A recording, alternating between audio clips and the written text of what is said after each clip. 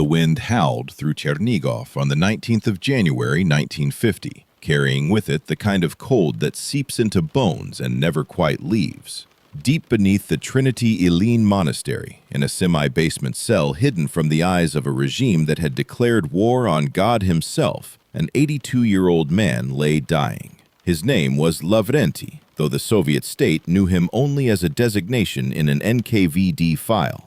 Religious fanatic, enemy of the people, a ghost they had hunted for over 2 decades but never managed to catch. Now, death was accomplishing what the secret police could not. The cell was cramped, damp, lit by a single candle whose flame trembled with each gust that found its way through cracks in the ancient stone. Around the narrow cot stood 4 women in threadbare monastic robes, their faces pale with exhaustion and fear. They had risked everything to be here. Outside these walls, informants prowled. A single whispered word to the wrong person meant arrest, interrogation, the camps. Yet they could not stay away. This man had seen their futures before they lived them. He had known their secrets before they confessed them. And now, on the threshold of eternity, he was speaking of things that made their blood freeze. Schema-Archimandrite Lavrenty's eyes, sunken deep into a face carved by decades of fasting and prayer, still burned with an unsettling intensity. Those eyes had always seemed to look through people rather than at them, as if glimpsing something just beyond the visible world. Now they fixed on young Serafima, barely 23, who knelt closest to the bed. His skeletal hand reached out and gripped hers with surprising strength. When he spoke, his voice was barely a whisper, yet each word landed like a hammer blow in the silence of that underground chamber. "Brothers will rise against brothers," the old man rasped, his breath rattling in his chest. "Ukraine will spill rivers of blood, rivers of the blood of her own sons."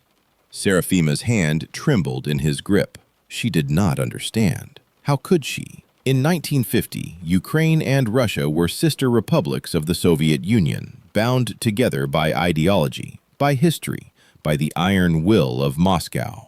The very idea of conflict between them seemed as absurd as suggesting the sun might rise in the west. But the elder was not finished. His grip tightened further. The Metropolitan of Kiev will betray the faith. He will depart into eternal perdition, like Judas himself. Churches will be torn from the hands of the Orthodox. The whole world will witness this lawlessness and stand horrified. Outside, somewhere in the monastery corridors, footsteps echoed. The nuns exchanged terrified glances. NKVD? Informants? The old man showed no fear. He had seen this moment too, perhaps, along with everything else. He had seen the decades that stretched beyond his death, watched them unspool like a film reel playing in reverse, from ending to beginning and back again. His eyes drifted past the women, past the stone walls, past the boundaries of 1950 altogether. For a moment, those gathered could have sworn he was looking at something else entirely, someone else. But this is not the end, Lavrenty continued, and now something shifted in his voice, a note of fierce certainty, of prophecy pronounced. This is the beginning of reunification. What has been torn apart will be joined again. What has been broken will be made whole. Remember these words, write them down, hide them. The time will come when the world must know what was spoken in this cell tonight. The candle flickered violently, though no draft stirred. One of the older nuns, Maria, crossed herself with a shaking hand. She had followed this man for 30 years, had witnessed things that defied explanation. But something about this night felt different, final. The air itself seemed charged, as if the boundary between worlds had grown thin enough to touch. And the dying prophet, enemy of the Soviet state, keeper of secrets that would outlive empires, smiled faintly. Because he knew who would eventually read these words. He had seen the face of every person who would one day learn what was spoken here. He had seen you. The village of Kurilskoye in Krolovets County, Chernigov province, was the kind of place that appeared on no important maps and featured in no significant histories. In 1868, it was simply one of countless settlements scattered across the vast Russian Empire, populated by peasants who lived and died within a few miles of where they were born. Here, in a humble wooden cottage that creaked with every winter wind, a boy entered the world who would one day see beyond the veil of time itself. His parents named him Luka. They had no way of knowing that this sixth child, born into grinding poverty, would become one of the most mysterious prophetic voices of the 20th century. His father, Yevsey Proskura, was a simple farmer whose hands knew only the rhythm of planting and harvest. His mother, Maria, was a woman of deep, unshakable faith who had memorized half the Psalter and whispered its verses while she worked. The family lived in conditions that could charitably be called modest, with food often scarce and luxuries non-existent. Yet, despite the material deprivation, something extraordinary permeated that household. The children grew up immersed in prayer, surrounded by icons, breathing faith like air. And among all the siblings, little Luka stood apart from the very beginning. At 3 years old, while other children chased chickens and played at war with wooden sticks, Luka would stand motionless before the family icons for hours. His lips moved constantly, forming words too quiet to hear. Maria watched her son with a mixture of wonder and concern. One evening, unable to contain her curiosity any longer, she knelt beside him and asked softly, "Who are you talking to, my son?" The boy turned to her with eyes that seemed far too ancient for his tiny face. "An angel," he replied matter-of-factly. "He just told me that I must serve God." Maria crossed herself, unsure whether to feel blessed or terrified. His father, Yevsey, took a dimmer view of such matters. Mystical experiences did not put bread on the table or help with the back-breaking work of the fields. "The boy needs to learn practical skills," he grumbled, "not waste time whispering to invisible beings." But fate, or perhaps something greater than fate, had other plans entirely. When Luka turned 5, he climbed onto the large household stove, as peasant children often did for warmth during the brutal winters. He slipped, fell, and struck his head with tremendous force against the hard earthen floor. The impact was sickening, and the boy lay motionless for days. The village healer came, examined the child, and shook her head gravely. Maria and Yevsey prepared themselves for the worst, for the small grave they would have to dig in the frozen churchyard. They had buried children before, as most peasant families had. Death was a familiar visitor in these lands. But on the 4th day, young Luka suddenly opened his eyes. He looked around the room slowly, as if returning from an immense journey. When he spoke, his words sent ice down his mother's spine, despite the warmth of the room. His voice carried a strange new weight to it that did not belong to a child. "I saw light, Mama," he said quietly. "Such beautiful light. It was so good there, so peaceful. But they told me it was too early. They said I must return. I have to come back and tell people about what is coming. About the future." From that day forward, everything changed. The dreamy toddler who whispered to angels became something more, something that made even the village elders uncomfortable. By 7, Luka could read Church Slavonic texts more fluently than the local deacon. By 9, he sang in the church choir with such haunting purity that elderly parishioners wept openly during services. By 14, he became a choir conductor, an unprecedented role for a mere boy. But it was not his precocious religious talent that truly unsettled the villagers. It was the knowing.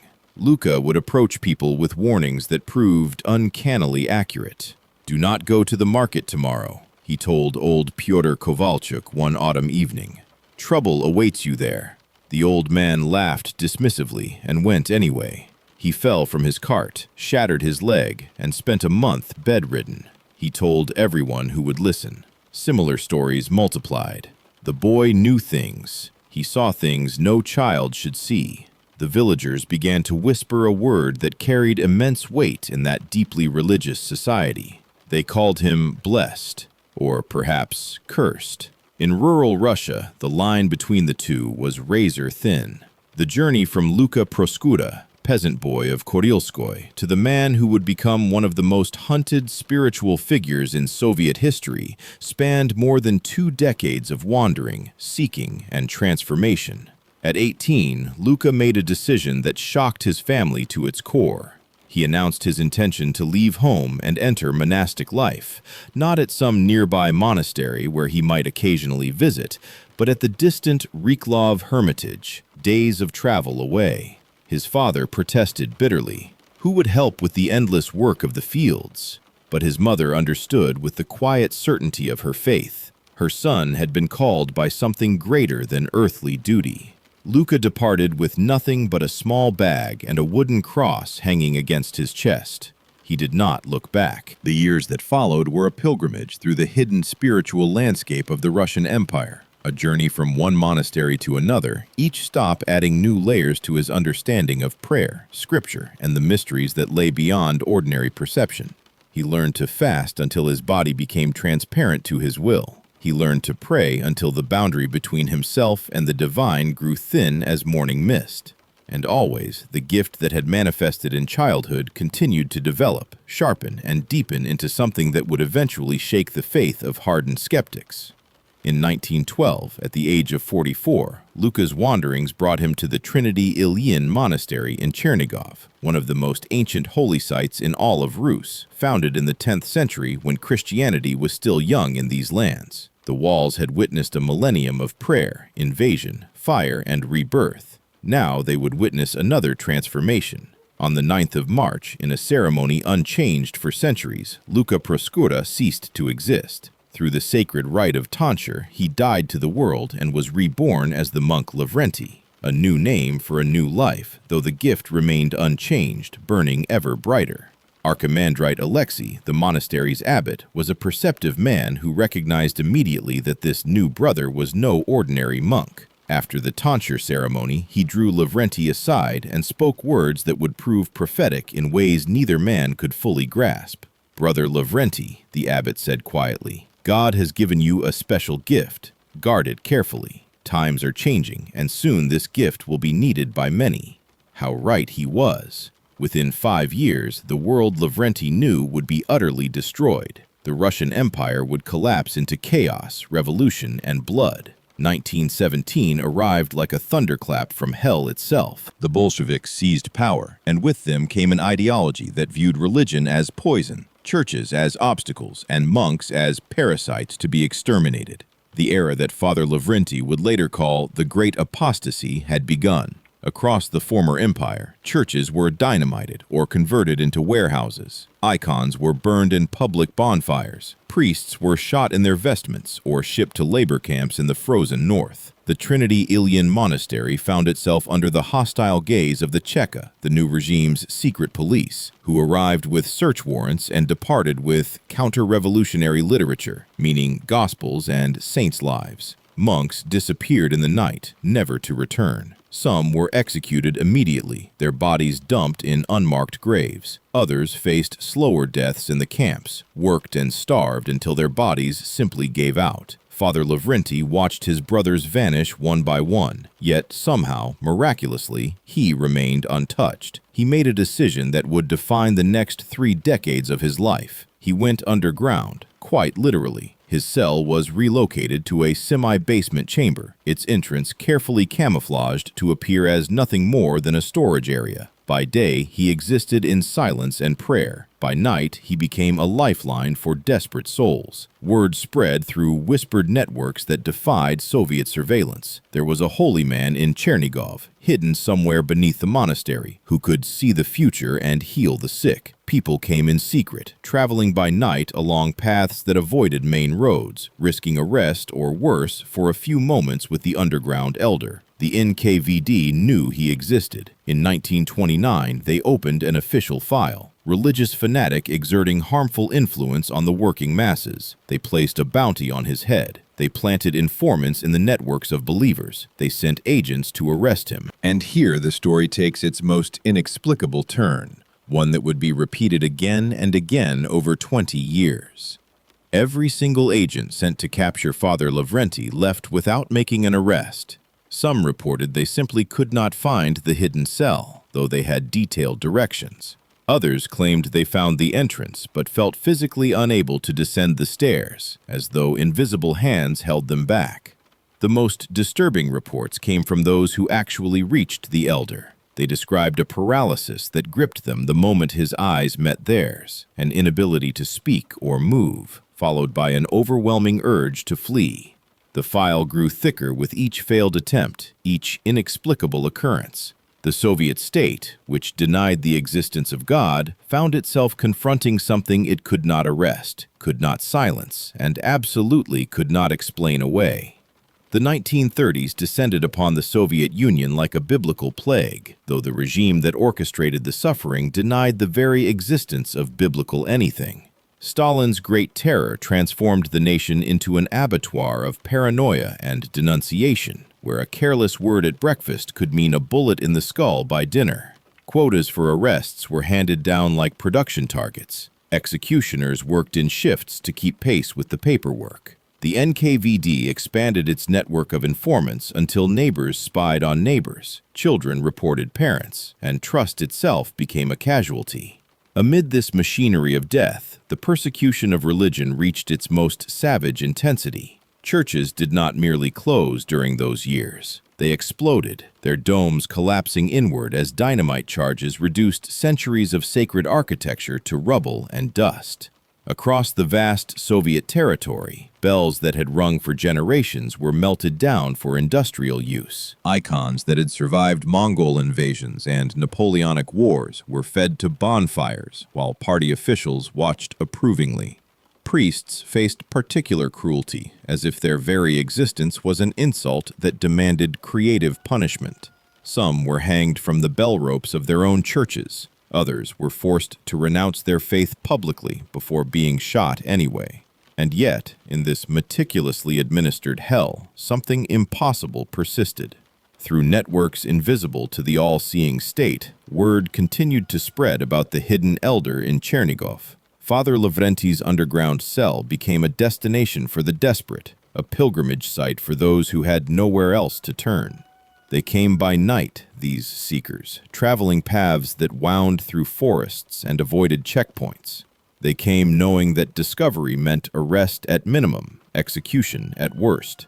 They came because the alternative, living without hope in a world determined to crush all hope, was simply unbearable. The risk of death seemed preferable to the certainty of spiritual suffocation. The NKVD file on the religious fanatic of Chernigov continued to grow thicker, more frustrated, more annotated with failed operations. Informants were recruited from among the believers, promised leniency or threatened with consequences until they agreed to betray the locations and schedules of secret gatherings. Detailed plans were drawn up for raids, yet somehow, impossibly, the elder always seemed to know. Gatherings would disperse minutes before agents arrived. The camouflaged entrance to his cell would prove unfindable even to those who had memorized its location. It was as though the old man possessed advance warning of every operation planned against him. Ivan Sidorchuk was not a man who believed in miracles or feared confrontation. A veteran Chekist who had participated in numerous arrests and, worse, he approached his assignment to capture the Chernigov elder as routine work. The file said the target was an 80-year-old religious fanatic hiding in a basement. How difficult could it be? Sidorchuk obtained directions from an informant, waited for nightfall, and made his way to the monastery grounds with the confidence of a man backed by the full, terrifying power of the Soviet state. He found the hidden entrance. He descended the worn stone steps. He entered the small underground cell. What happened next would haunt Ivan Sidorchuk for the rest of his life. He found himself facing an emaciated old man, kneeling in prayer before a small icon, illuminated by a single candle. The elder did not flee or show fear. He simply turned and looked at the intruder with eyes that seemed to pierce through flesh and bone to something deeper. Sidorchuk opened his mouth to speak the words of arrest.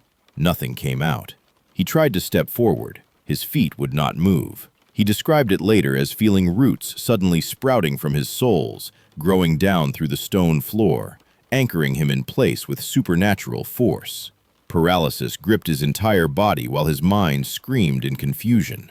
Then the old man spoke, and his words shattered whatever remained of Sidorchuk's worldview. "Vanya," Father Lavrenty said gently, using a name that appeared on no Soviet document. "Do not touch God's people. Trouble will come to you if you persist." The Chekist's blood turned to ice. His official name was Stepan, had been Stepan since his adoption papers were processed decades ago. Only his birth mother had called him Vanya, and she had died when he was 3 years old. No living person knew that name. No file contained it. No informant could have provided it. Yet this stranger, this enemy of the state, spoke it as casually as greeting an old friend. Sidorchuk fled.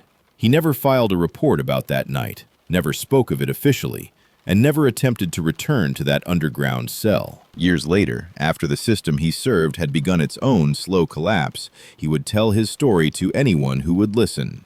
By then, Father Lavrenty had become a legend, whispered throughout the Orthodox underground, a ghost who walked through the Soviet nightmare untouched. For 20 years, he continued his impossible existence, visible yet invisible, present yet unreachable. And every person who descended those worn stone steps, whether seeker or persecutor, emerged transformed by the encounter. The state that denied miracles had stumbled upon something it could neither explain nor destroy. The dawn of June 22, 1941, arrived with the thunder of artillery and the scream of diving aircraft. Operation Barbarossa, Hitler's massive invasion of the Soviet Union, had begun. 3 million German soldiers poured across the border in the largest military assault in human history, and within hours, the carefully constructed illusion of Soviet invincibility shattered like glass. Cities that had never known foreign occupation suddenly found themselves in the path of an unstoppable armored tide. Chernigov, ancient and sacred, lay directly in the Wehrmacht's line of advance. The war had found Father Lavrenty's hidden sanctuary, whether he wished it or not. The city transformed almost overnight from provincial calm to apocalyptic chaos. Luftwaffe bombers darkened the skies, releasing their payloads with methodical precision. Buildings that had stood for centuries collapsed into burning rubble. The civilian population scattered in blind panic, some fleeing east towards Soviet lines, others simply running into the surrounding forests with whatever possessions they could carry. The roads became rivers of refugees, clogged with desperate humanity trying to outrun the mechanized death rolling toward them. In his underground cell, Father Lavrenty listened to the explosions above and continued his prayers without interruption. The nuns who had remained faithful through years of Soviet persecution now faced a new terror. They gathered around the elder, their faces pale with fear, begging him to flee. "Father, we must leave immediately," Seraphima pleaded, her voice cracking with urgency. "The Germans are coming. They will find this place. They will kill you, kill all of us." The others nodded frantically, already mentally calculating escape routes through the chaos above. But Lavrenty merely looked at them with those unsettling, knowing eyes and shook his head slowly. His calm in that moment of universal panic was almost more frightening than the bombs. "I am meant to stay here," he said, his voice carrying absolute certainty. "This is where God has placed me, and this is where I shall remain. Fear not, children. The Lord protects his own." The nuns exchanged uncertain glances. Blind faith was one thing when the danger was Soviet agents who might be confused or deterred. German soldiers, fresh from conquering half of Europe, were another matter entirely. Yet something in the elders' demeanor made argument impossible. They stayed, huddled in that underground chamber, as the world above them burned and bled. September 9th brought the inevitable. Chernigov fell to the German occupation. What followed was a nightmare familiar to every conquered Soviet city. German soldiers moved through the streets with the arrogance of absolute power.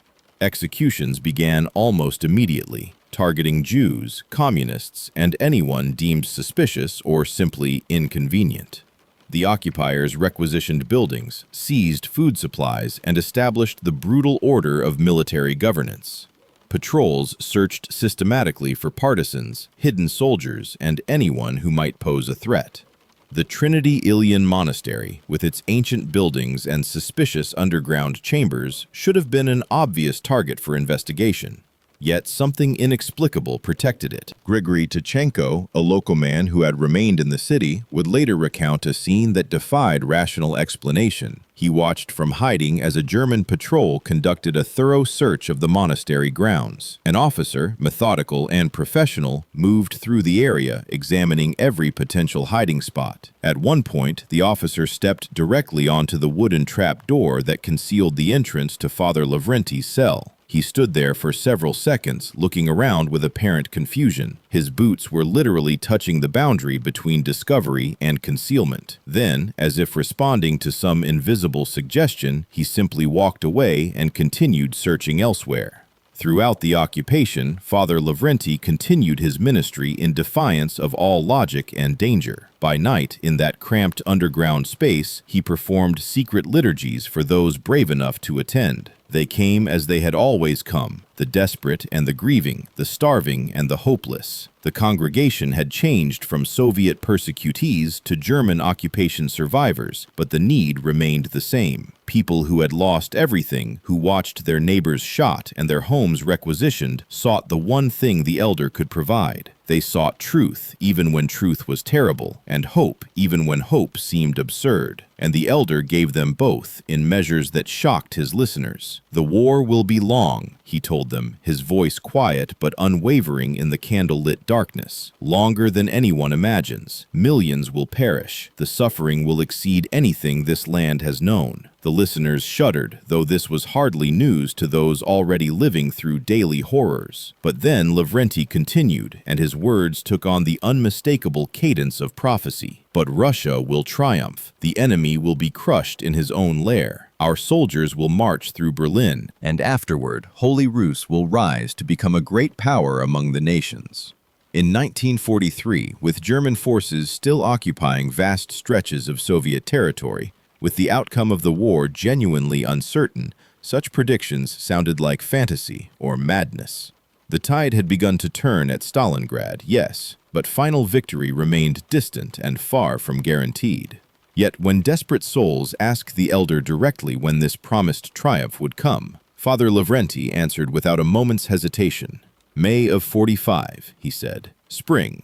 Our troops will take Berlin in May of 1945. Those who heard this prophecy remembered it. They remembered it on May 9th, 1945, when Germany surrendered unconditionally. They remembered every word, exactly as spoken, exactly as fulfilled. The winter of 1949 settled over Chernigov with particular severity, as if nature itself sensed that something was ending. In his underground cell, Father Lavrenty felt the weight of 81 years pressing down upon a body that had endured decades of fasting, deprivation, and the constant stress of hunted existence. The Soviet state had failed to capture him, the German occupation had failed to discover him, but time itself was an enemy that no miracle could permanently defeat. His hands trembled now when he lifted them in blessing. His voice, once capable of filling a cathedral, had diminished to a whisper. Yet his eyes remained unchanged, still burning with that unsettling intensity. He knew his remaining days were few. More importantly, he knew there were truths that absolutely had to be transmitted before his departure from this world. Decades of visions, prophecies, and revelations crowded his mind, demanding expression. The faithful who still risked everything to visit him noticed a new urgency in his manner, a determination to speak of things he had previously kept hidden. The time for discretion had passed. What remained was the sacred obligation to warn future generations about what was coming, no matter how impossible or terrifying those warnings might sound to ears accustomed to the narrow certainties of 1949. It was during this final autumn that a young nun named Yefrosinia arrived at the hidden cell.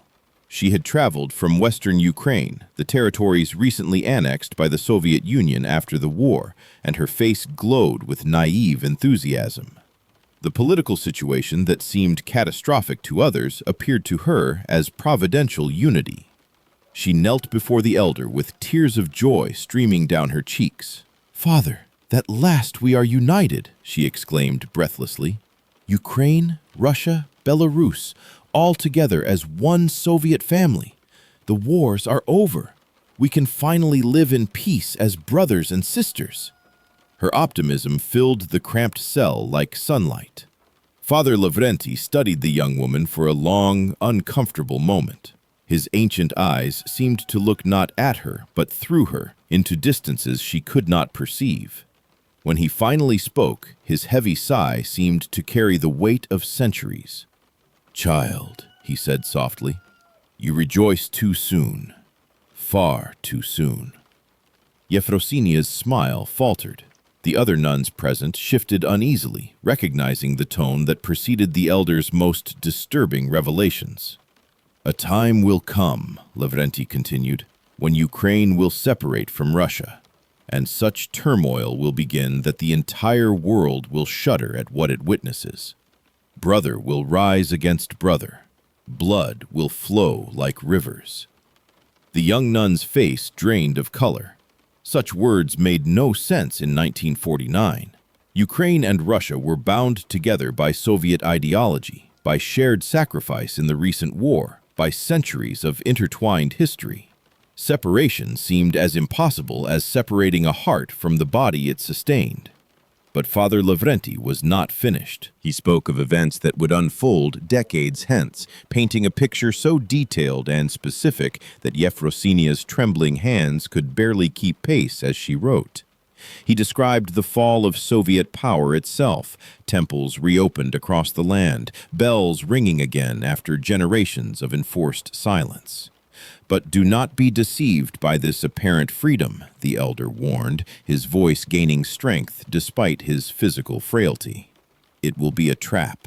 They will open the churches to better control those who enter them. Heresies will emerge from every corner, like worms crawling from rotten wood, and the worst betrayal will come from within the church itself." He paused, and when he continued, his words fell like hammer blows. "The Metropolitan of Kiev will betray the faith. He will create a schism, tear the church apart for his own ambition. Temples will be seized from the canonical Orthodox by force. Priests will be beaten, imprisoned, killed. The whole world will witness this lawlessness." January 15th, 1950, arrived with bitter cold and the elder's certain knowledge that only days remained. He summoned his closest disciples to the underground cell, the faithful few who had stayed with him through every danger. Seraphima, Yefrosinia, Maria, and 2 others gathered around his narrow bed, their faces pale with anticipatory grief. Father Lavrenty looked at each of them in turn, as if memorizing their features for some journey ahead. Then he spoke with an authority that silenced even the sound of their breathing. "Sit, take paper and pen, write everything I say. There is little time remaining and much that must be preserved." What followed over the next hours would later be recognized as the elder's final testament, a prophecy of the end times delivered in that cramped underground chamber while winter winds howled above. He spoke of a world ruler who would arise in the last days, a man of extraordinary beauty, intelligence, and charisma. "He will not conquer through force," Lavrenty explained, "but through seduction. He will promise peace, prosperity, unity. The whole world will love him, will follow him willingly. They will choose him as their leader, not knowing they have chosen the Antichrist." The nuns crossed themselves repeatedly, their pens scratching frantically across paper. Then the elder's prophecies took an even stranger turn, describing technologies that sounded like pure delirium to ears in 1950. "There will be a mark," he said, "an electronic mark that they will place on people, in their hands or foreheads. Without this mark, no one will be able to buy or sell anything. They will say it is for convenience, for safety, for progress, but it will be the seal of the beast." He described small, glowing boxes that would record everything, know everything, watch everyone constantly. "Total surveillance," he whispered. "Every word, every movement, every thought will be monitored through these devices." The nuns exchanged bewildered glances. Electronic marks? Glowing boxes? The words meant nothing in their world of candles and handwritten letters. Father Lavrenty saw their confusion and responded with fierce insistence. "Write it down," he commanded. "Write every word exactly as I speak it. You do not understand now, but those who read this later will understand perfectly. They will recognize their own world in my words." His eyes seemed to focus on something far beyond the stone walls, beyond 1950, beyond the comprehension of those gathered around him. "They are watching us now," he added quietly. "The ones who will read these words. I can see them. I can see their faces, their glowing screens, their world of wonders and terrors. Write it down for them. They will need to know what is coming." The morning of January 19th, 1950, dawned gray and cold over Chernigov, indistinguishable from countless winter mornings before it. Yet, in the underground cell beneath the Trinity Elean Monastery, the faithful gathered around Father Lavrenty's bed knew that something unprecedented was about to occur.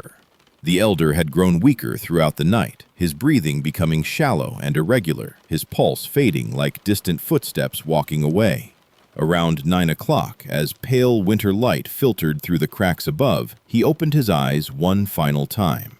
Those gathered held their breath, watching the face they had loved and followed for so many years. What they saw surprised them. Instead of the grimace of pain or the confusion of final moments, Father Lavrenty's face softened into a smile of remarkable peace. His eyes, those extraordinary eyes that had seen through walls and across decades, moved slowly from face to face, resting on each nun in turn as if offering a personal blessing. When he spoke, his voice was barely audible, yet each word carried a clarity that seemed to transcend the physical weakness of his body. The women leaned closer, determined not to miss a single syllable of whatever final message he would leave them. They sensed they were witnessing something holy. "Do not weep for me," the elder said, his smile unwavering despite the obvious effort speaking required. "I am leaving this world, yes, but I remain with you. Death is not separation for those bound by faith. Pray, children, pray always, and I will help all who call upon my name. This I promise you from the threshold of eternity." Seraphima felt tears streaming down her cheeks despite his instruction. The others wept openly, unable to contain their grief even in the presence of such supernatural calm. Father Lavrenty raised one trembling hand, making the sign of the cross over them one final time. Then, with a whisper so quiet it seemed more thought than sound, he spoke his last words. "Lord, receive my spirit." His hand completed the blessing and fell gently to his chest. His eyes closed. His breathing, already shallow, simply ceased altogether. There was no struggle, no death rattle, no dramatic final moment. He departed exactly as he had described, quietly, like a candle whose flame has consumed the last of its wick and simply gutters out into peaceful darkness. The underground cell, which had sheltered his impossible existence for 3 decades, fell utterly silent. The prophet of Chernigov was gone. The nuns knew immediately that the burial must be conducted in absolute secrecy. Discovery of the body would lead to questions, investigations, exposure of the entire underground network that had protected the elder for so many years. Soviet authorities would desecrate the remains of a man they considered an enemy of the state, perhaps parade them publicly as a warning to other religious elements. This could not be permitted. Working through the night, the faithful few prepared the body according to Orthodox tradition, dressing him in the schema of a monk, folding his hands across his chest. They carried him in darkness to the old monastery cemetery. The grave was dug in frozen ground, a labor that took hours and left the women exhausted and bleeding from blistered hands. No marker would identify the spot. No name would be carved into stone.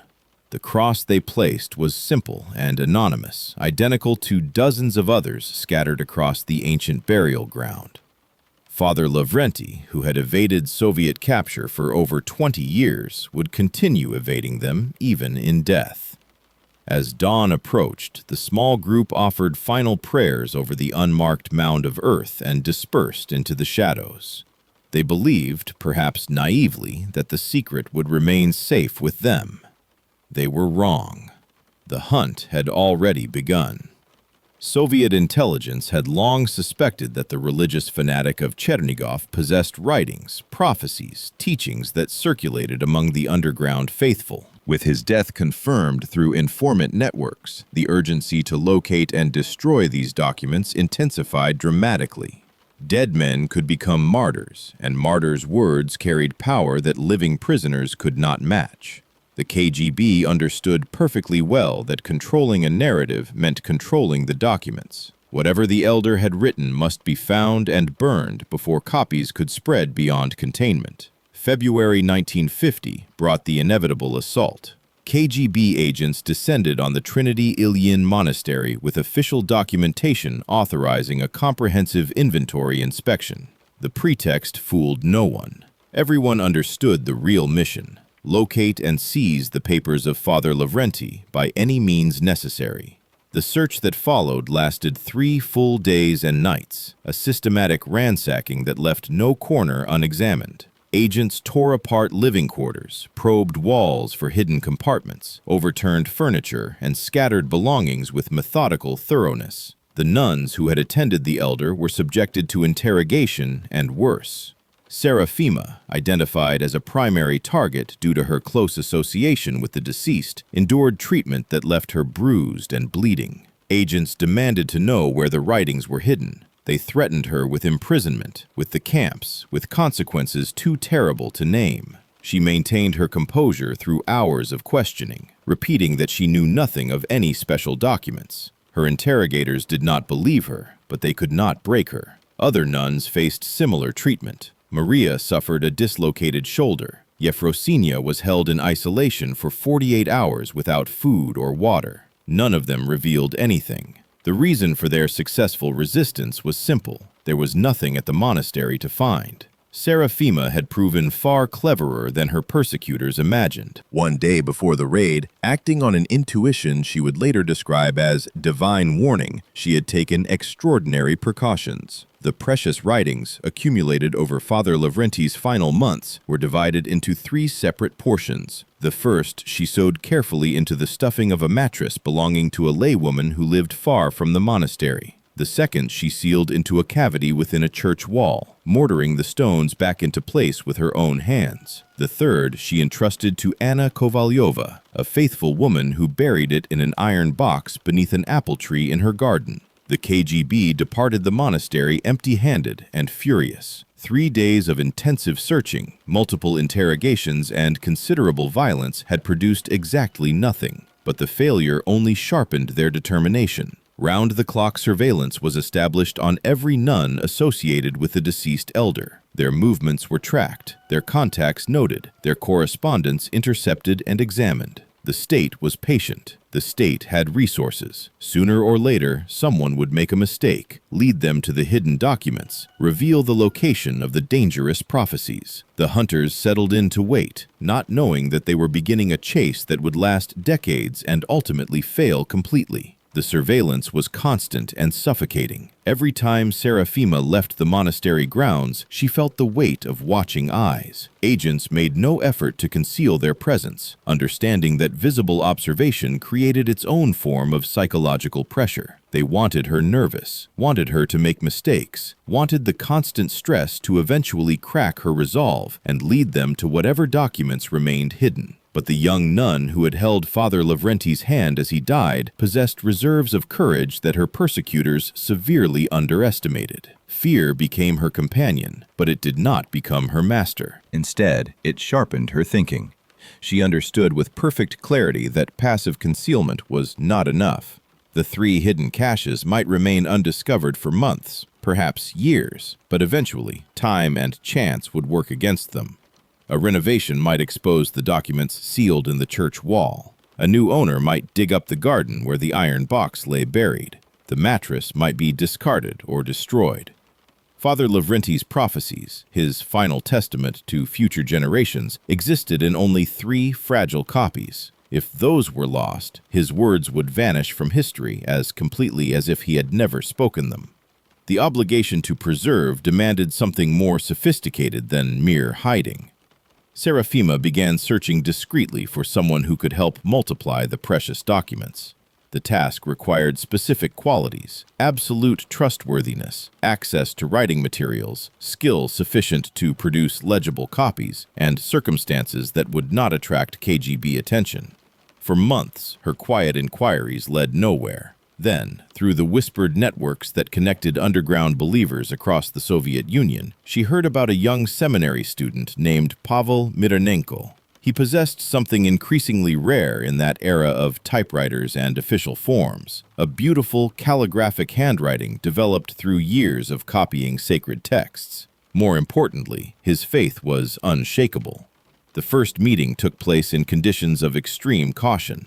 Serafima traveled by indirect routes, doubling back repeatedly to lose any surveillance. Pavel arrived separately, having taken similar precautions. In a cramped room lit only by candles, she explained what she needed and why. The young man listened without interruption, his face growing more serious as he understood the magnitude and danger of what was being proposed. When Serafima finished, silence stretched between them for a long moment. Then Pavel simply nodded. He asked no questions about personal risk. He requested only to see the documents so he could estimate how long the copying would require. What followed were weeks of exhausting, terrifying labor conducted entirely in darkness. Pavel worked only at night, by candlelight, his pen moving across paper with painstaking precision. Each word of Father Lavrenty's prophecies had to be reproduced exactly, each warning preserved in its original form for readers who would not be born for decades. The young seminarian's eyes burned from strain. His hand cramped until he could barely grip the pen, but he continued, page after page, night after night, understanding that he was preserving something that transcended his own small existence. 7 complete copies emerged from this clandestine labor, each one a potential lifeline to the future. Serafima orchestrated the distribution with the strategic mind of a military commander. Each copy would go to a different location, a different keeper, creating a network of preservation that no single betrayal could destroy. The first was concealed between the pages of an ancient gospel in the seminary library, where it would hide in plain sight among countless other religious texts. The second traveled to a remote village, where a trusted family sealed it inside their chimney, accessible only by removing specific bricks. The third went to Kiev, entrusted to an elderly nun whose decades of faithful service had never attracted official suspicion despite intensive monitoring.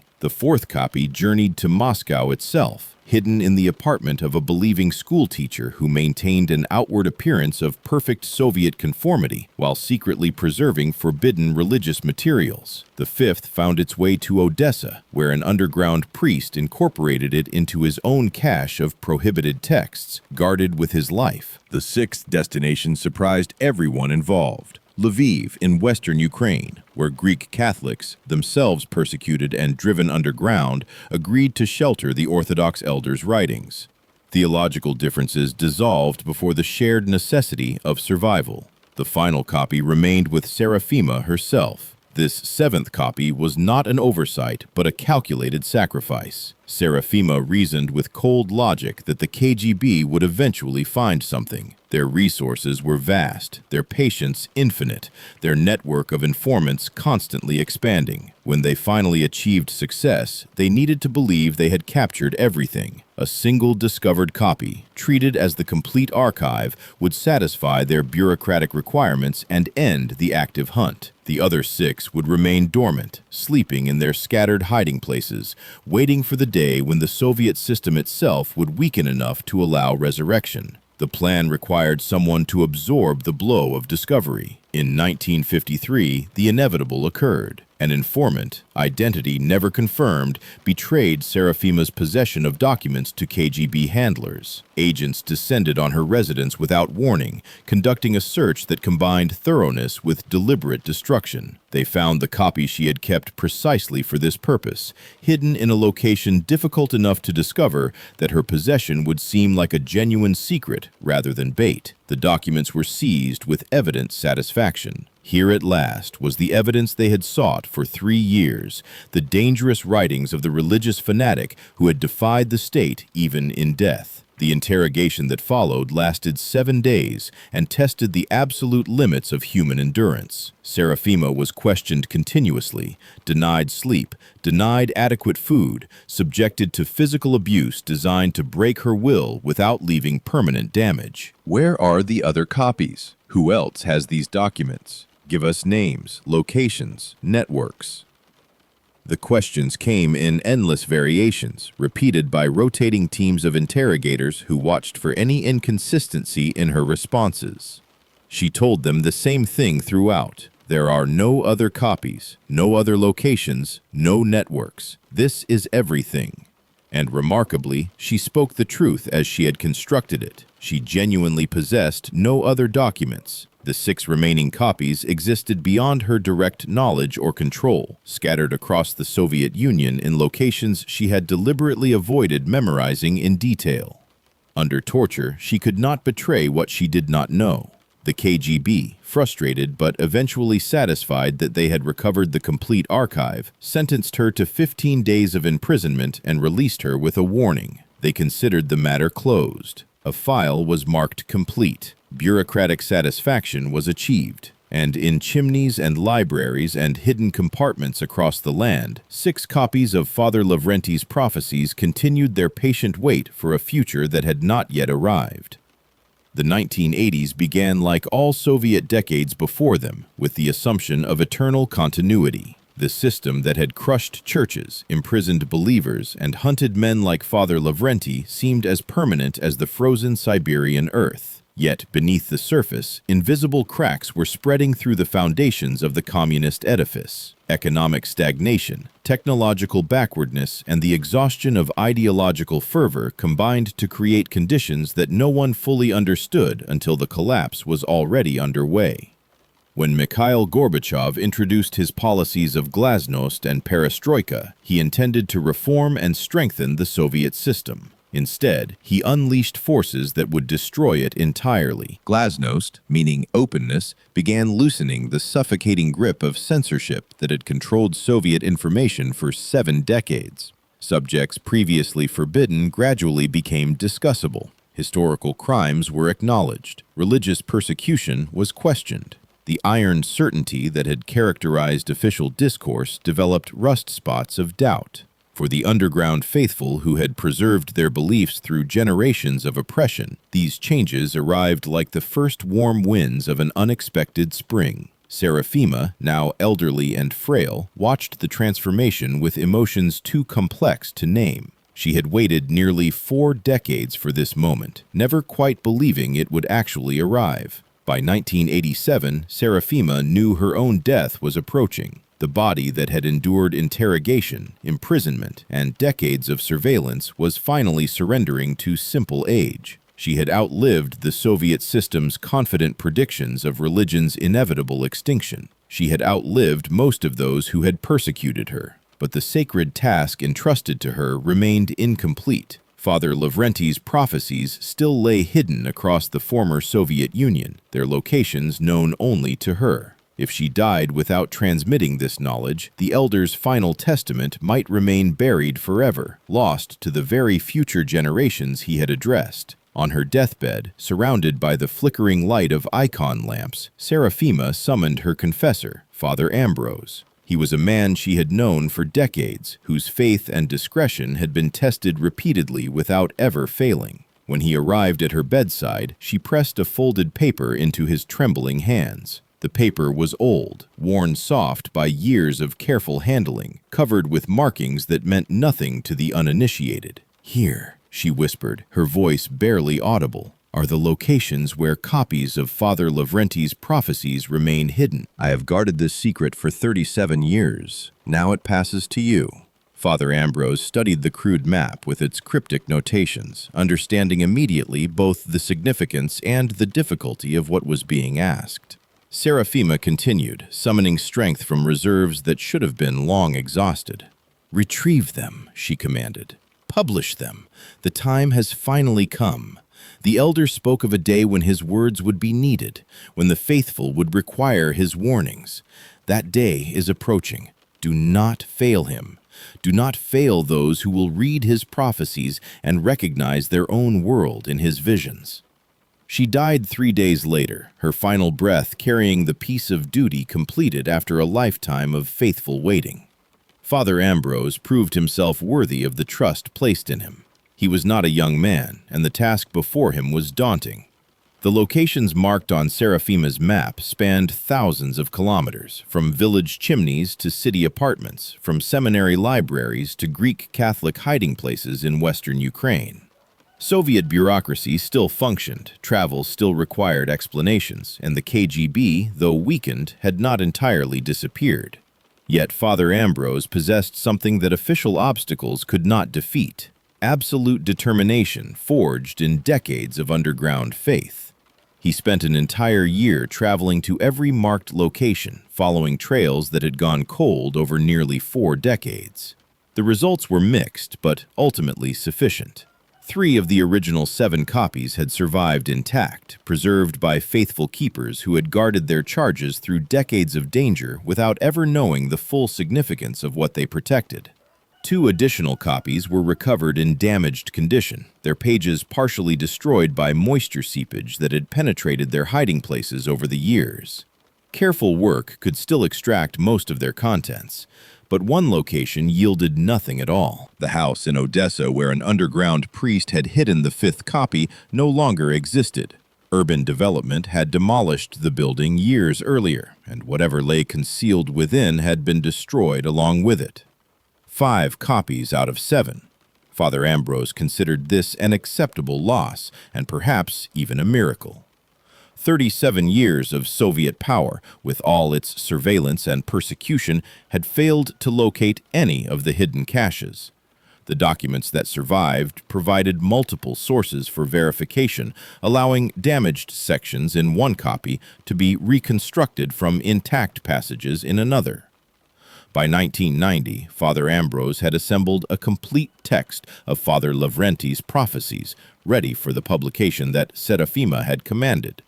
He needed only wait for the right moment, and that moment was approaching with speed that astonished everyone. 1991 delivered the impossible. The Soviet Union, that seemingly eternal empire of atheist ideology, simply ceased to exist. On December 26th, the red flag descended over the Kremlin for the last time. The system that had murdered millions of believers, demolished thousands of churches, and spent 7 decades trying to eradicate faith from human consciousness, collapsed virtually overnight. In its wake came chaos, uncertainty, and something that had not existed for generations: genuine religious freedom. Churches reopened across the former Soviet territories. Bells rang that had been silent since the revolution, and Father Ambrose finally published the book that had waited nearly half a century. The first edition appeared with the title The Prophecies of Venerable Lavrenty of Chernigov. 5,000 copies seemed an ambitious print run for a religious text in a society still adjusting to the sudden disappearance of official atheism. The edition sold out completely within a single week. Readers who obtained copies found themselves experiencing something deeply unsettling. The elderly monk who had died in 1950 was describing events they recognized from their morning newspapers. The dissolution of the Union, the reopening of churches, the emergence of heresies and schisms within the Orthodox world, references to electronic marks required for buying and selling. The prophecies read not like predictions from the past, but like dispatches from the present. Word spread through the newly liberated religious communities with the speed of wildfire. 1993 brought a reprint of 50,000 copies that vanished almost as quickly as the first edition. 2009 saw publication of an expanded edition with additional testimonies and commentary, printed in 100,000 copies. Translations began appearing in other languages as the text spread beyond the Russian-speaking world. Today, the prophecies of Father Lavrenty exist in 12 languages, read by believers across Russia, Ukraine, Belarus, Serbia, Greece, and even in distant America. The underground elder who died in an unmarked grave had finally begun speaking to the world he had seen so clearly from his hidden cell, and the world was listening with growing unease. 2014 arrived in Ukraine with the smell of smoke and the sound of shattering certainties. The Maidan protests in Kyiv, which had begun as demonstrations against President Yanukovych's rejection of European integration, escalated through a brutal winter into something far larger and more dangerous. Barricades burned in the city center. Riot police clashed with protesters in battles that left dozens dead. By February, the president had fled the country, and a new government had seized power amid chaos that showed no signs of subsiding. To observers watching from abroad, it appeared to be another chapter in Ukraine's troubled post-Soviet history. To those who had read Father Lavrenty's Prophecies, it was something far more ominous. The political revolution in Kyiv triggered immediate consequences in the east. Russian-speaking regions that had supported the deposed president refused to recognize the new authorities. Crimea, with its strategic naval bases and ethnic Russian majority, was annexed by Moscow within weeks. In the Donbass, armed conflict erupted between Ukrainian forces and separatist militias backed by Russia. Cities that had known peace for generations suddenly experienced artillery bombardment, sniper fire, and the grinding destruction of modern warfare. Brother literally rose against brother, as Father Lavrenty had warned 64 years earlier. The blood of Ukraine's sons began flowing in quantities that horrified the watching world. But the political and military upheaval, devastating as it was, represented only half of the elder's prophecy. Simultaneously, almost as if following a script written decades before, the religious dimension of the catastrophe began manifesting with terrible precision. The new government in Kyiv was explicitly anti-Russian in orientation, viewing Moscow as an existential enemy to be opposed in every domain. This hostility extended naturally to the Ukrainian Orthodox Church of the Moscow Patriarchate, which maintained canonical unity with the Russian Orthodox Church. In the fevered atmosphere of 2014, this ecclesiastical connection was reframed as political treason. Metropolitan Filaret Denisenko had been waiting for exactly this moment for over 2 decades. His history was complicated and controversial. Once a prominent hierarch of the Russian Orthodox Church, he had broken away in 1992 to lead what he called the Kyiv Patriarchate, a church not recognized as legitimate by any other Orthodox body in the world. His motivations were widely believed to center on personal ambition, specifically the desire to be recognized as Patriarch of all Ukraine, a title and position that canonical Orthodox ecclesiology simply did not support. For 22 years, his schismatic church had remained a marginal phenomenon. The revolution changed everything. The new Ukrainian government found in Filaret a perfect religious ally. Here was an Orthodox church that was explicitly Ukrainian, explicitly separate from Moscow, and led by a man eager to cooperate with political authorities in exchange for recognition and support. The partnership that formed would prove devastating to canonical orthodoxy in Ukraine. State resources began flowing toward the schismatic church. Television stations broadcast propaganda portraying the Moscow Patriarchate as a nest of Russian agents and traitors. The narrative was simple and relentless. True Ukrainians attended Ukrainian churches. Those who remained faithful to the canonical church were enemies of the nation. The campaign against the Ukrainian Orthodox Church of the Moscow Patriarchate escalated from rhetoric to violence with sickening speed. Priests who refused to renounce their canonical affiliation faced harassment that ranged from social ostracism to physical assault. In numerous documented cases, armed groups of nationalists, sometimes accompanied by local officials, arrived at churches to demand their transfer to the schismatic jurisdiction. When parishes refused, force was applied. Icons were smashed. Clergy were beaten in their own altars. Congregations that had worshipped in particular churches for generations found themselves locked out by new occupants who claimed legitimacy through political alignment rather than apostolic succession.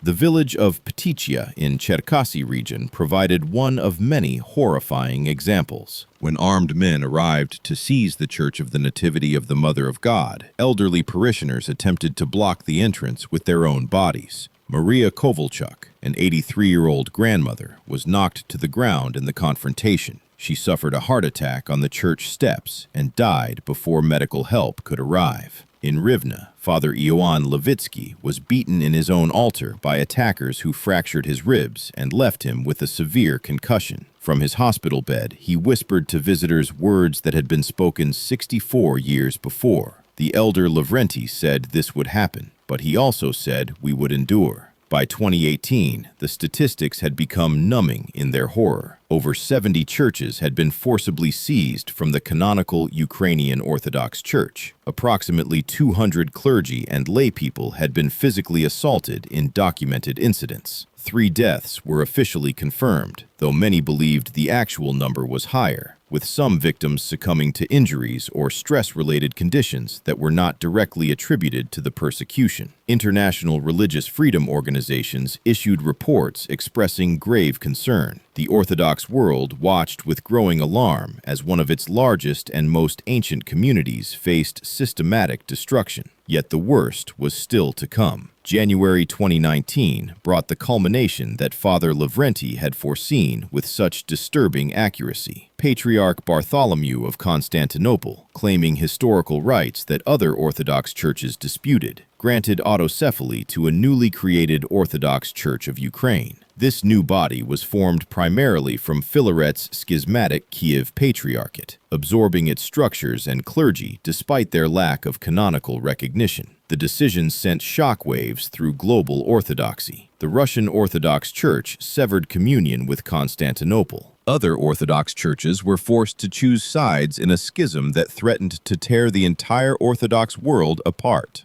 Metropolitan Epiphany, a younger hierarch widely seen as more controllable than the aging Filaret, was installed as head of the new church. But the triumph proved hollow almost immediately. Within months, Filaret publicly quarreled with his supposed successor, furious that the younger man refused to serve as a mere puppet.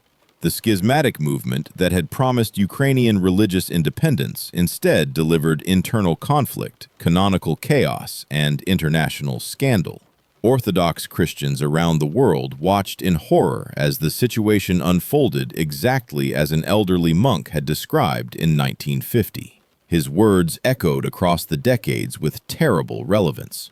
The Kyiv Metropolitan will shake the Russian Church. The whole world will be horrified by their lawlessness, but their end will be like that of Judas. The collapse of the Soviet Union opened doors that had been sealed for 7 decades. Among the most significant was the possibility of officially recognizing those who had suffered and died for their faith during the communist persecution.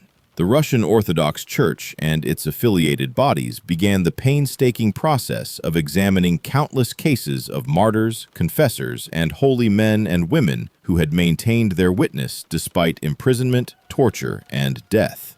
The name of Schema-Archimandrite Lavrentiy of Chernigov appeared early on the lists of candidates for canonization, supported by documentation that had survived against all odds and testimony from those who had known him personally. The Canonization Commission approached its work with methodical thoroughness. Orthodox tradition requires rigorous verification before declaring anyone a saint. Miracles must be documented and investigated. The candidate's life must demonstrate authentic holiness rather than mere piety. Prophecies, if claimed, must be examined for accuracy and theological soundness.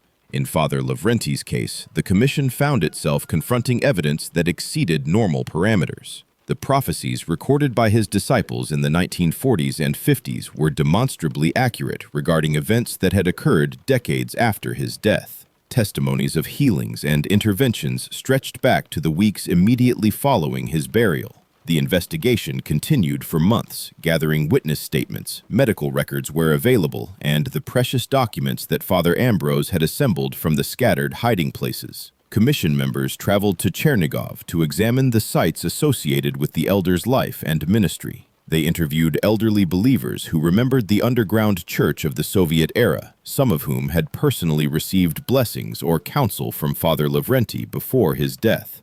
The accumulated evidence pointed in only one direction. By summer of 1993, the commission reached its conclusion. Sanctity was undeniable, miracles were confirmed, and the prophetic gift was authenticated beyond reasonable doubt. On August 22, 1993, the Hierarchical Council of the Ukrainian Orthodox Church of the Moscow Patriarchate convened to render its historic decision. In a ceremony that would have been unthinkable just a few years earlier, Schema-Archimandrite Lavrentiy was officially glorified as a saint, enrolled in the calendar of the Orthodox Church with feast days established for January 11th and August 29th. The underground monk who had been hunted as an enemy of the state was now recognized as a holy intercessor whose prayers could be sought by the faithful. But the glorification raised an immediate practical question that no one could immediately answer. Where exactly were the relics?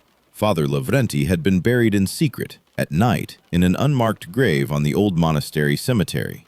43 years had passed since that clandestine funeral. The cemetery contained hundreds of crosses and markers, many of them anonymous, many fallen into disrepair during the decades of Soviet neglect. The nuns who had conducted the burial were almost all dead. Records, if any had existed, had been destroyed or lost. Finding one specific grave among so many seemed an impossible task, yet Orthodox veneration required the recovery of the saint's physical remains. Without relics, there could be no shrine, no focal point for the devotion that was already building among the faithful. The solution came from an unexpected source. Nun Maria, now in her late 80s, was the last surviving disciple who had been present at Father Lavrenty's death and burial. Her memory had grown unreliable with age, and she could not consciously recall the grave's specific location among the many anonymous markers. Yet, when she was brought to the cemetery, something remarkable occurred. Witnesses described watching the elderly nun walk through the grounds as if guided by an invisible hand, her steps confident despite her frailty, her direction unwavering despite the maze of crosses. She stopped before one particular marker, indistinguishable from dozens around it, and spoke with absolute certainty. "Here, Father is here. Dig."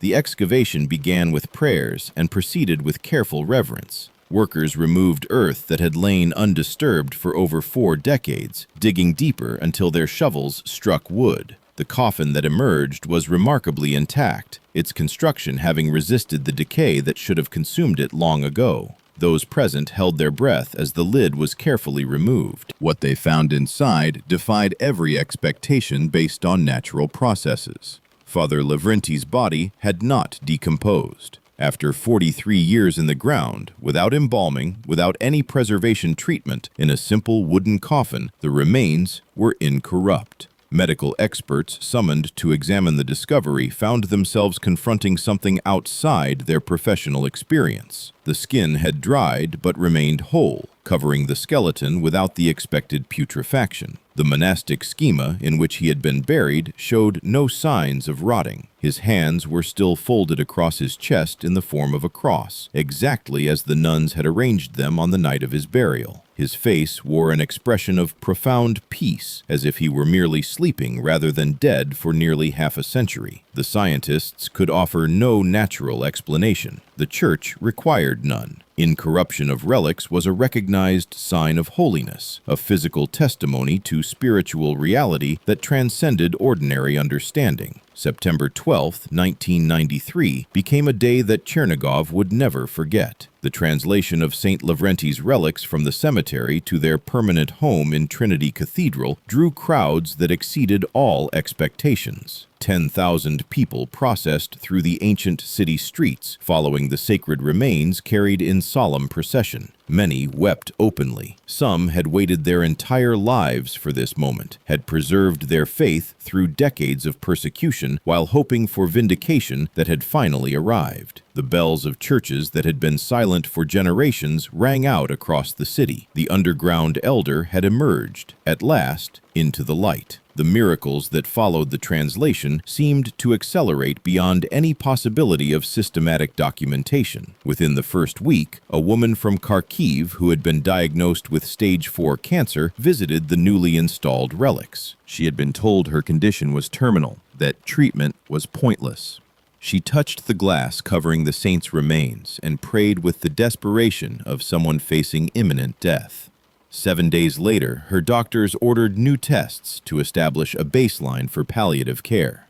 The cancer had vanished. Every scan came back clean. The medical staff had no explanation. The woman had no doubt about what had occurred.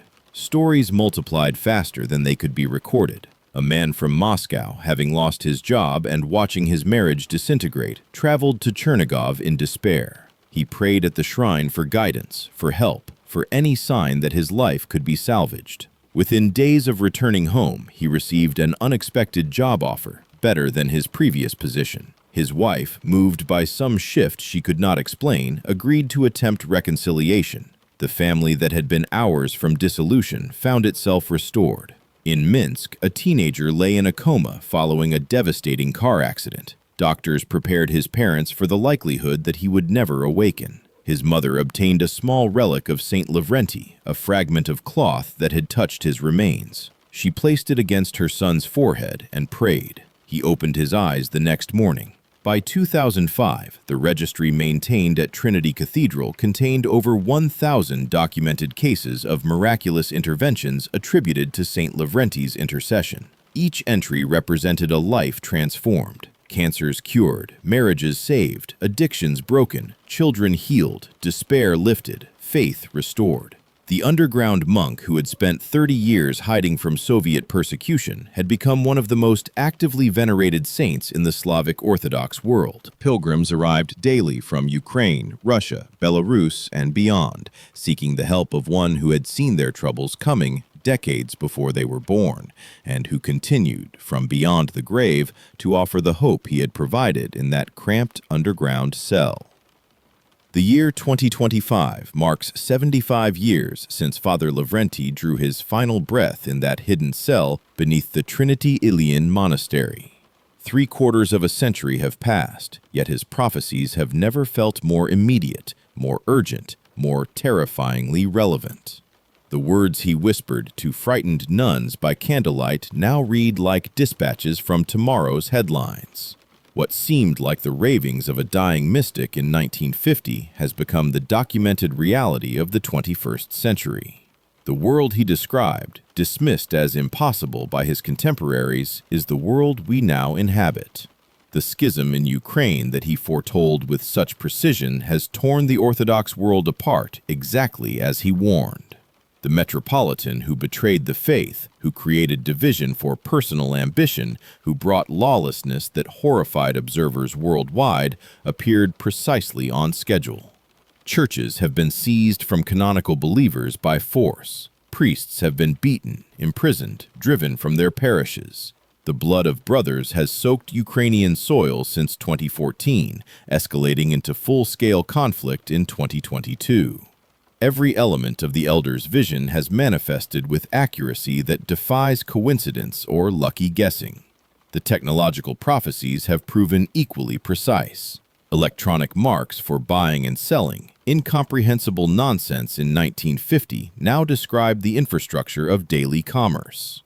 Biometric identification, digital passports, QR codes that determined access to basic services during the pandemic years, discussions of implantable chips for convenience and security.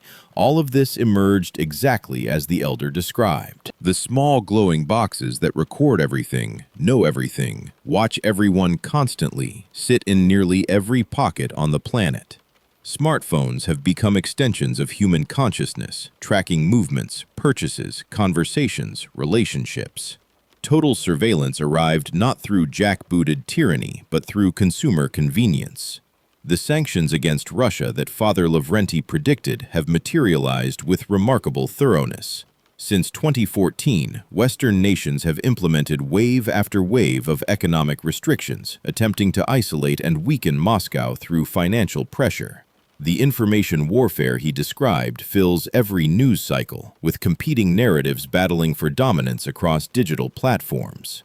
Yet Russia has not collapsed under this pressure. The nation the elder called the last bastion of Orthodox faith has endured, even strengthened in certain respects, exactly as his prophecies suggested it would. The faithful who read his words find confirmation in each day's developments. The territorial changes he foresaw have begun manifesting. Crimea returned to Russia in 2014. Donetsk, Luhansk, Zaporizhia, and Kherson followed in 2022. The process of reunification that Father Lavrenty described as inevitable, though gradual and painful, appears to be underway. Whether one views these developments as liberation or aggression depends entirely on perspective, but the bare facts align with predictions made when such events seemed absolutely impossible. The elder did not specify timelines, but he was clear about directions. The directions have proven accurate. What remains unfulfilled from his prophetic vision? The complete reunification of the Slavic peoples under Orthodox faith. The emergence of a czar, a divinely appointed ruler who will unite Russia, Ukraine, and Belarus into a single great kingdom. The final apostasy of Western Christianity and the rise of a one-world religion that merges all faiths into a single apostate institution. The coming of the Antichrist himself, beautiful and charismatic, who will seduce humanity with promises of peace and prosperity before demanding worship. The mark that will separate the faithful from the damned. These elements remain in the future, awaiting their appointed hour. Father Lavrenty spoke of timing with characteristic caution. He would not specify dates for events he saw clearly but could not precisely locate in time. Yet he offered one crucial marker to his disciples. Your grandchildren will see these things. The generation he addressed in the 1940s has indeed passed, but their grandchildren walk the earth today. They scroll through news feeds that confirm prophecies spoken before their parents were born. They watch the world the elder described assembling itself around them, piece by piece, exactly according to the pattern he revealed in that underground cell. Today, the relics of St. Lavrenty rest in the Trinity Cathedral of Chernigov, drawing pilgrims from across the Orthodox world. They come seeking healing, guidance, hope in times that grow darker with each passing year. The faithful arrive from Ukraine despite the ongoing conflict, from Russia despite the tensions, from Belarus and Serbia and Greece and distant lands that the elder never visited in life. They light candles before his icon. They press their lips to the glass covering his incorrupt remains. They whisper prayers to one who saw their troubles coming and left them a map through the darkness. The miracles continue without interruption. Cancer patients arrive terminal and depart cancer-free. Broken families find reconciliation. Addicts discover liberation. The despairing receive hope. Each documented healing adds another entry to a registry that has long since exceeded any possibility of fabrication or coincidence. The saint who spent his earthly life hidden from persecutors now works openly, his intercession available to all who approach with genuine faith. Death has not diminished his ministry. If anything, it has expanded his reach beyond anything possible during his hidden years of underground service. His prophecies stand as both warning and comfort.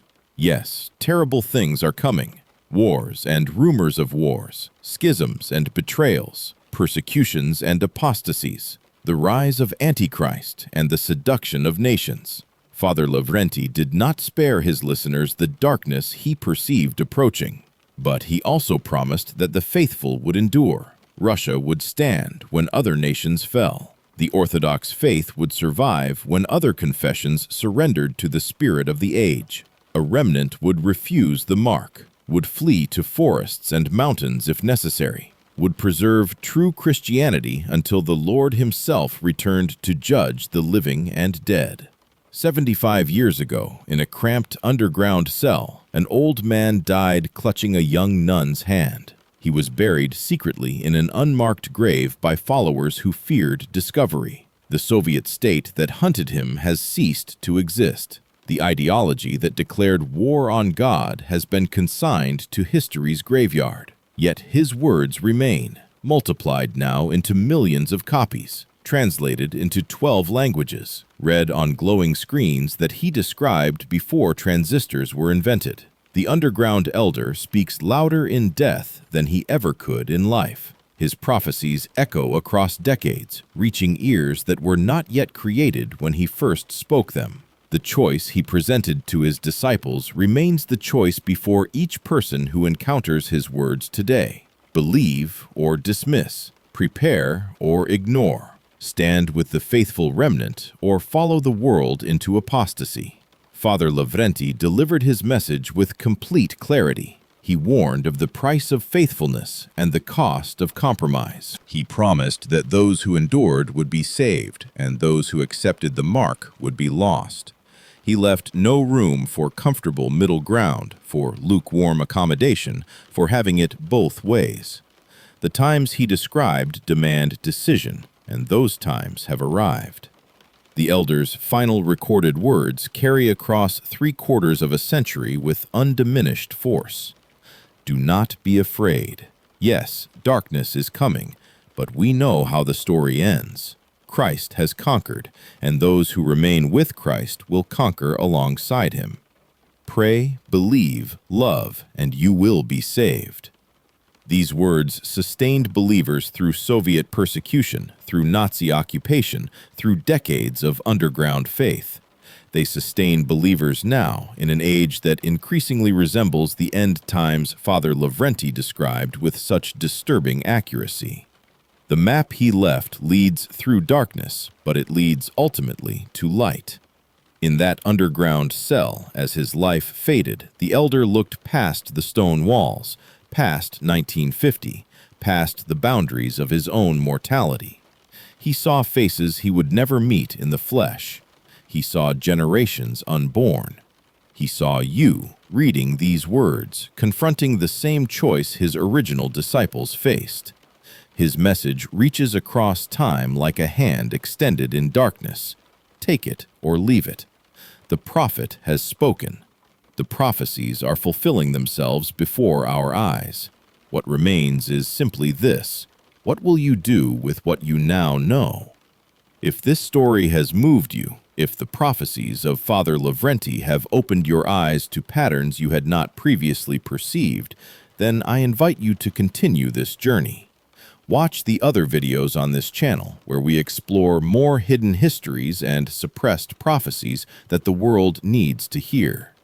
Share your thoughts in the comments below, because your perspective matters and others will benefit from hearing how these revelations have affected you. And if this account has provided value, if it has informed or challenged or inspired you, then please take a moment to like this video, helping ensure that these vital truths reach others who are searching for answers in these unprecedented times.